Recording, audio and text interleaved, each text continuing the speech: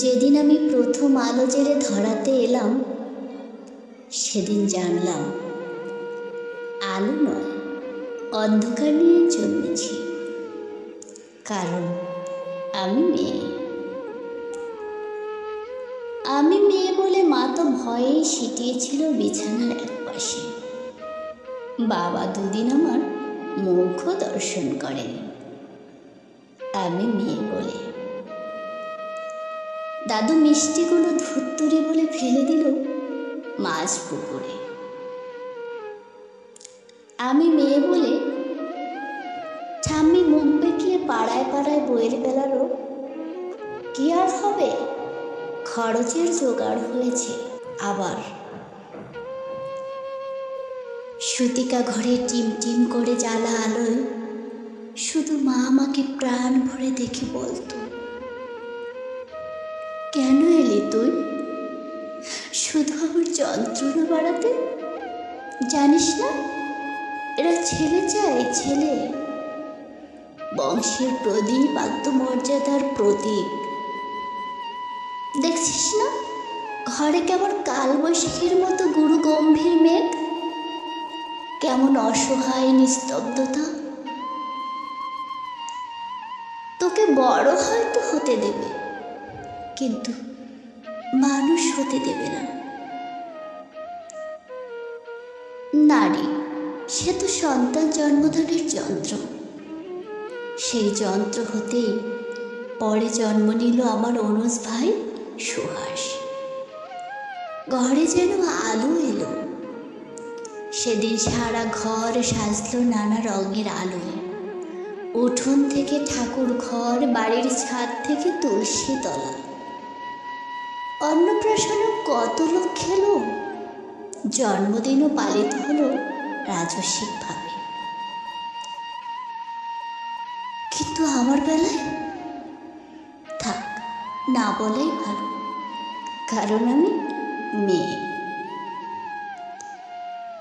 আমি মেয়ে বলেই স্কুলের গণ্ডিতে শেষ হলো আমার জীবন। উচ্চশিক্ষা কি দরকার আমার? একদিন তো পরের ঘরে, কারণ আমি মেয়ে। ভাই বড় হলো, ভাই উচ্চশিক্ষা পেল। দিনের পর দিন রাত করে বাড়ি ফিরলে বাবা চুপ করে থাকতো। অথচ শৃঙ্খলার সমস্ত বেড়ি আমার পায়ে বাঁধা ছিল, কারণ আমি মেয়ে। রঙিন মেঘের মাঝে সূর্যাস্তের অপরূপ দৃশ্য দেখার সৌভাগ্য আমার হয়নি কখনো। তার আগেই বন্দী হতে হতো রক্ত শাসনের চার দেয়ালের মাঝে, কারণ আমি মেয়ে।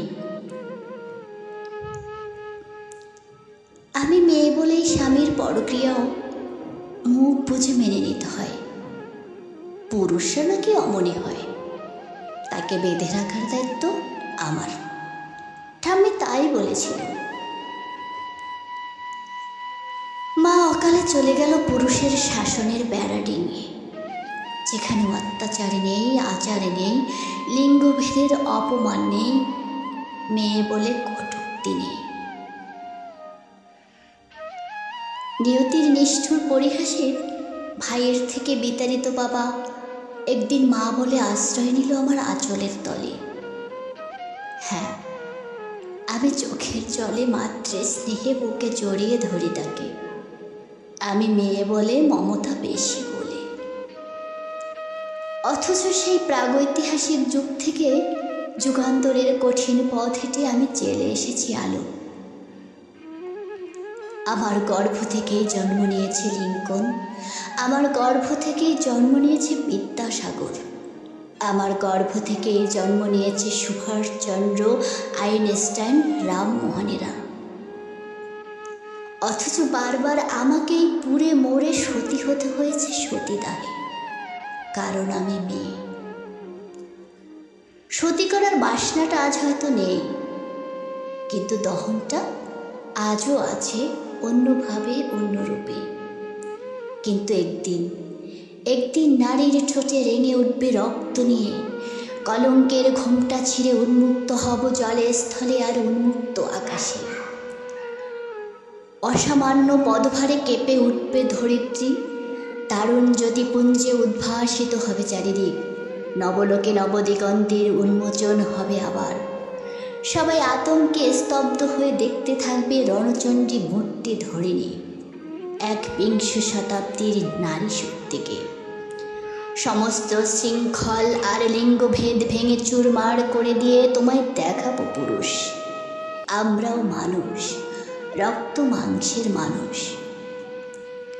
নারী পুরুষের বিপরীত নয়, বরং পরিপূরক। আমি ছাড়া তুমি অসম্পূর্ণ, এই জগৎ অসম্পূর্ণ, সম্পূর্ণ রূপে অসম্পূর্ণ। ধন্যবাদ সবাইকে।